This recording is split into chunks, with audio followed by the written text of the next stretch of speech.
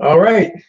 Well, this debate has been going on for about a week now. The Tyson Fury Deontay Wilder scoring. Obviously, the fight is over now, and it's going to be rebroadcast tonight. So people who didn't get a chance to watch it are going to get a chance to watch it for the first time, and other people are going to watch it again for a second time, or maybe even a third time. And I've made videos about scoring before and how it's subjective.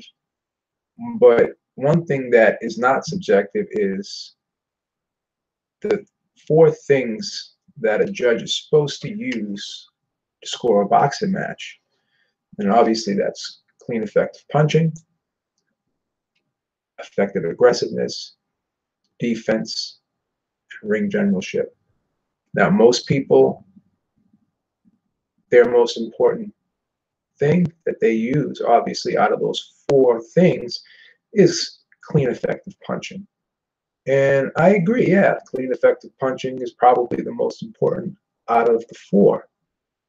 But an argument to that is, you still cannot forget about the other three areas, the other three things. And when not a lot of punches are being thrown or landed, then obviously the other three things really have to be, put into play when scoring a fight. You have to be really sophisticated as a judge.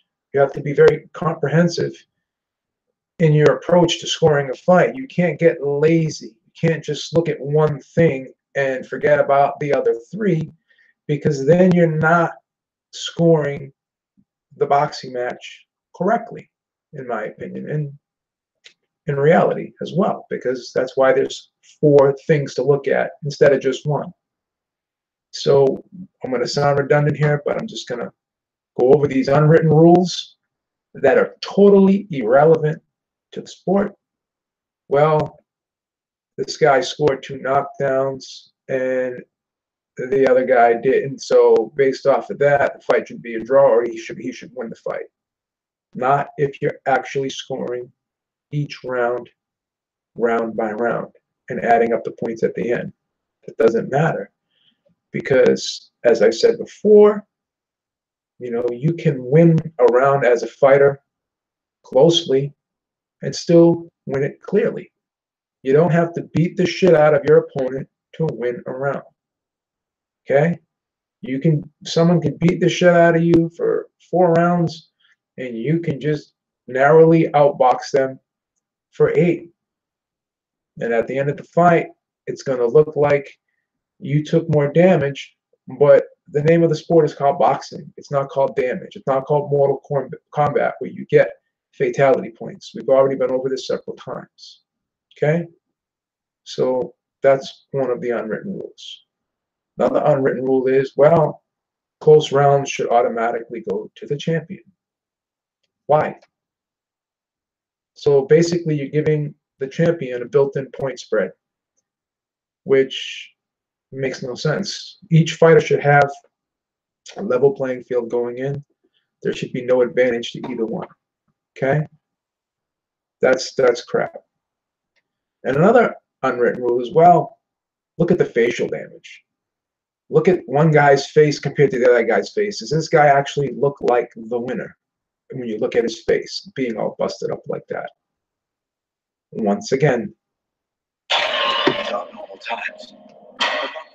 sorry about that. Once again, we're fighting a 12-round fight. You could punch me in the eye if I'm fighting you in a boxing match, and my eye could swell up like a grapefruit in the first round.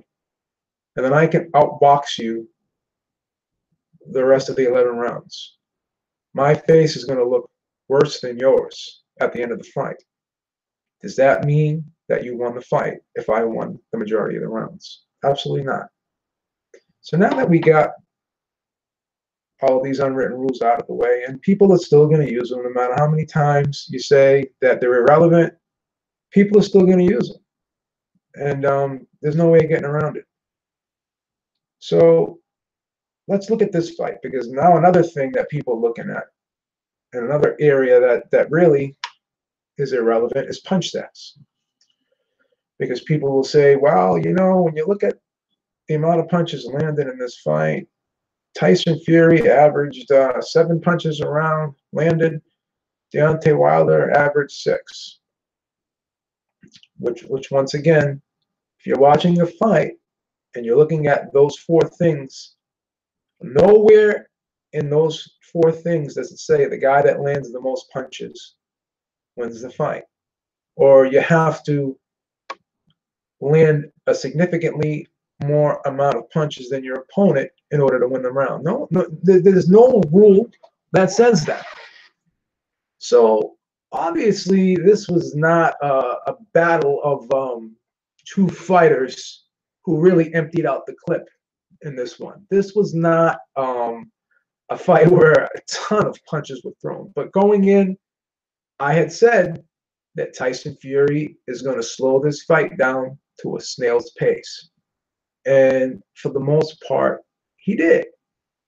Now, obviously, I'm not sitting there clicking, counting punches, and I'm sure none of you are either when you're watching this fight. The only guys that are doing that are the guys who are the CompuBox guys and who are the punch stat guys who are hired that night to sit there and click punches. But as we know, there's a margin for error for that. There's issues with not having the best view sometimes and not being able to see a punch land, or basically thinking a punch lands when it doesn't. If you're looking at the back of a fighter and you see him going like this and the other fighter going like that, that does not necessarily mean that the punch is landed. So there's a big margin for error with those punch stats. But when I was watching this fight, I didn't think neither Tyson Fury or Deontay Wilder were throwing a ton of punches, but I did get the sense that Tyson Fury was throwing more and landing more. By a mile, absolutely not. But I got the sense that Deontay Wilder was throwing and missing a lot more than Tyson Fury. So even if you want to use that punch stat argument, okay, let's for all intents and purposes, let's try to use that argument right now. Let's hypothetically use that argument, the punch stat. Oh, neither guy landed a lot of punches throughout the course of this fight. So in that instance, then you have to go to the other 3 areas. You have to go to the defense, which Tyson Fury clearly won that battle. You have to go to the ring generalship. And ring generalship is a real hard thing to interpret, and it's really hard to determine what ring generalship really is when you look from person to person, because it could vary without question. I understand that. But in this fight, you saw Deontay Wilder was trying to load up and take Tyson Fury at one punch. And for a great portion of this fight, he was following Tyson Fury around. Tyson Fury kept creating space, kept stepping off to the side, kept giving him angles, and made him miss a lot. So Tyson Fury had his game plan, and I felt, and it was pretty clear if you're being objective, that his game plan was working more and better than Deontay Wilder's, because Deontay Wilder even said at the end of the fight, I was loading up. I was overshooting my punches. Basically told you he had a bad game plan going in, and he basically told you that it was the wrong game plan, and he was too stubborn to change it. So clearly, Tyson Fury won the battle of ring generalship in a lot of these rounds, that if you want to call them close. Because if you're calling them close from the clean, effective punching standpoint, but from the defense standpoint, the ring generalship standpoint, those rounds were not really close, in my opinion. Okay, so now we have the other third thing, which is effective aggressiveness. Now, Deontay Wilder clearly was the aggressor in this fight in spots, because Tyson Fury did show some aggression in spots too. But for the most part, Deontay Wilder was the guy that was coming forward more. He was more aggressive because he was throwing, punches with bad intentions. although they were missing. But was it an effective aggressiveness? That's the key word, effective, because he was coming forward, but he was missing many of his power shots. And by his own admission, he was overshooting a lot of those power shots, particularly the right hand. Okay? So if you look at the first the first area that we talked about, which was the clean, effective punching, Tyson Fury had a very slight edge in that department. I'll give you that. But in the other three areas, I think Tyson Fury clearly was the better in those three areas. And he clearly won rounds based off of those three areas. He was more effective by a mile with those other three things as opposed to Deontay Wilder, in my opinion. And I think probably 75 to 80% of the people out there. Okay? So after really going back and watching the fight and thinking about it, I will concede one point. A draw is not impossible, but improbable. Because in order to score a draw, again, in my opinion, I'm just being honest here, you would have to give Deontay Wilder every bit of conceivable doubt in order to do that. Because in my opinion, and this is my opinion, when I go back and analyze these rounds, I think rounds 3, 4, 6, 7, 8, 10, and 11, which that's 7 rounds right there, okay? Those are clear. Those are clear Tyson Fury rounds, in my opinion. Again, that's I emphasize the word my opinion. The only clear Deontay Wilder rounds, in my opinion, were the rounds he scored knockdowns in. Those were the 9th, and the 12th. And even in those rounds, Tyson Fury was still outboxing Wilder in round 9, I thought. And after getting up, I think he finished the round strong. And also in round 12, he came back at Deontay Wilder, and he was actually being the aggressor, towards the end of that round, and landed some good shots. So rounds 1, 2, and 5, not even 2. In my opinion, when I was watching this, not 2. Round 5. A lot of people are saying 5 was a close round. I still think it was close, but I thought it was a clear round for Fury. I thought he finished it strong. I thought his defense was really sharp, and I thought he was controlling the round from a distance standpoint, in my opinion. But a lot of people did give that round to Deontay Wilder, so I'm throwing that in there. So you have 3 swing rounds in there. So if you were to give Wilder rounds 1, 2, and 5, then you could come up with a draw. But you would have to give him every swing round.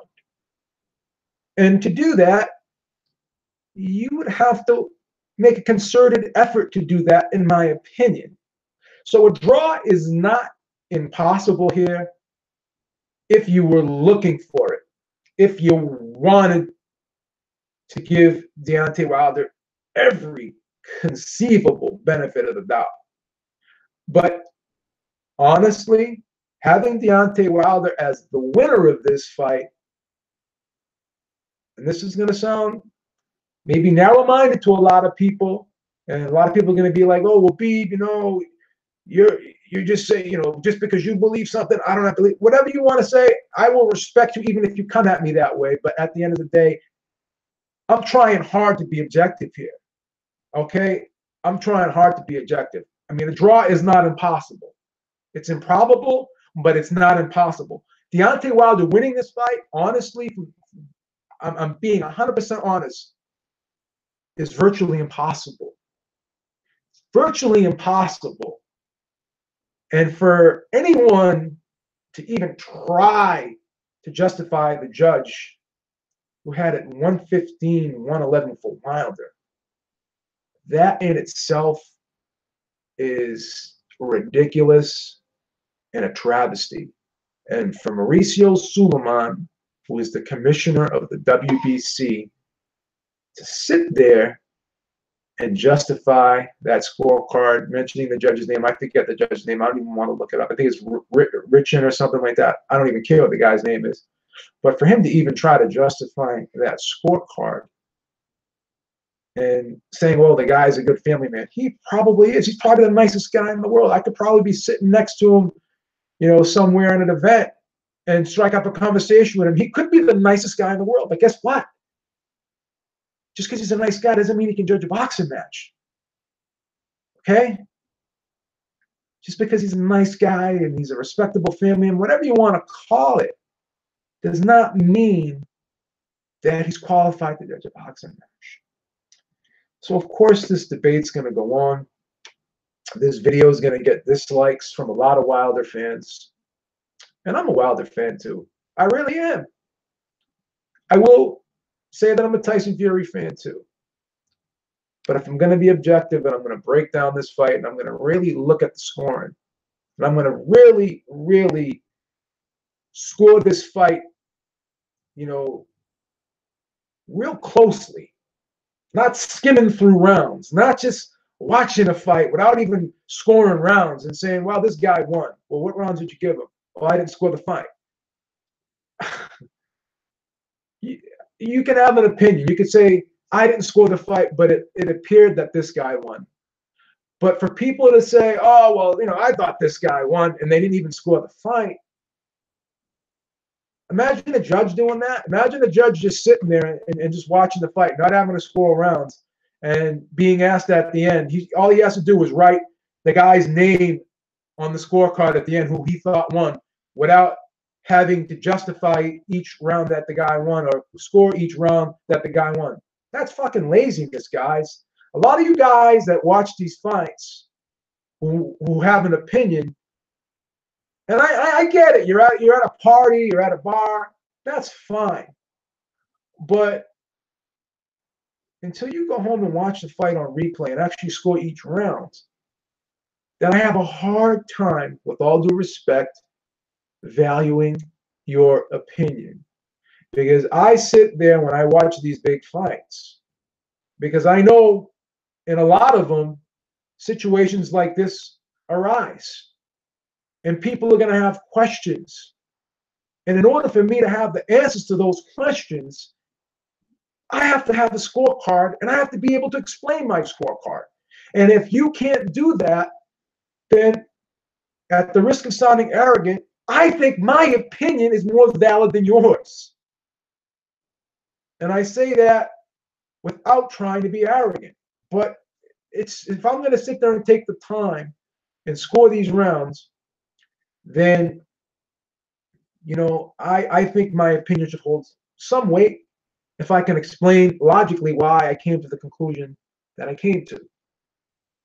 Okay, not only that, too, if you want to watch the fight again and then you want to say, well, you know, this time I did this, so I could see this round going that, that's fine. But whenever you watch a fight again the second time, you're looking for something. You're looking for confirmation bias. I see guys, oh, you know, well, I scored it for Fury the first time, then I went and watched it again, and I added a draw. That's great. That's fine. But you watched it a second time because you were looking for rounds that you could have given Wilder that you didn't give him the first time. And in doing that, you were trying to give Wilder rounds that you didn't give him the first time, in my opinion. Because I'll watch a fight again, maybe I'll score it again, but I think it's really a cop-out when you watch a fight one time. And I could see if maybe the first time, you know, you weren't really scoring it, you were just watching it, and then the second time you wanted to actually score it, I get that. But if you sat down and scored it the first time, then that's your scorecard.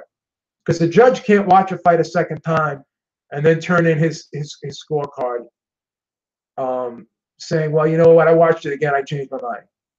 Judges don't have the luxury of changing their mind. So you have to look at it from a realistic standpoint. The night of the fight, you score the fight, and that's what you come up with. You want to watch it again, and then you can sit there and say, well, you know, I could see this happening, but when I scored it, this is how I had it.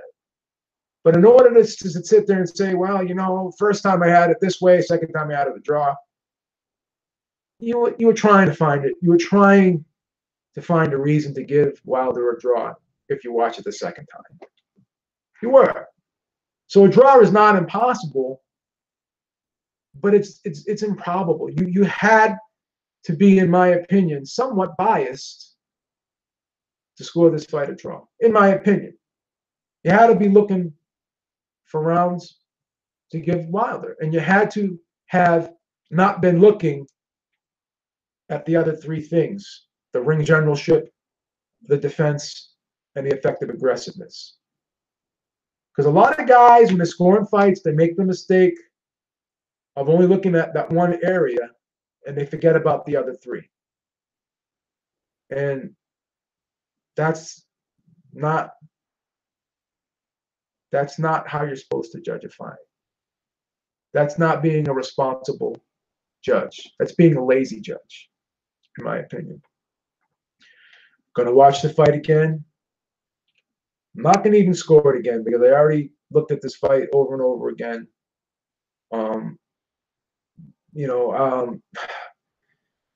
I could see at the most, 8-4. But if you were really trying, you could have the 7-5. That's if you were really trying to do it. You had to really been trying hard to do it. You had to give Wilder every benefit of the doubt to do it, in my opinion. Still a stretch, but not impossible. People, I'll stand by that. We even have goofballs on here that will watch a fight, slow it down, put it in reverse, watch it in slow motion. Like when you do shit like that, you're really trying hard to look for something in order to justify your opinion. You're looking for confirmation bias. It's like when you go on the internet and you're trying to vilify a fighter or a person or an entertainer, anyone you don't like, and you go out of your way. All you're looking for is the negative articles on that person, but you're not looking at the positive articles. All you're looking at is the negative articles. You're trying to find that's confirmation bias. And when more often than not, I would say 99.9% of the time, when you go to watch a fight for a second time, you're looking for confirmation bias. Okay? That's just my opinion. Well, I'm not going to belabor the point here. I think I pretty much went over what I had to say today. Going to watch it again. And guys, we got a great day of boxing here. We got fights on the zone. We got Kell Brook. We got Lomachenko tonight. So I hope you guys tune into those fights, and make sure you tune into the Ringside Reporter podcast tomorrow, 7 p.m. Eastern time. And we will go over those fights as well as talk about the latest boxing news. And I hope you guys can call in and voice your opinions, and we can have some good, intelligent boxing debate. But until then, Beav is out. Talk to y'all soon. Have a wonderful day. Peace.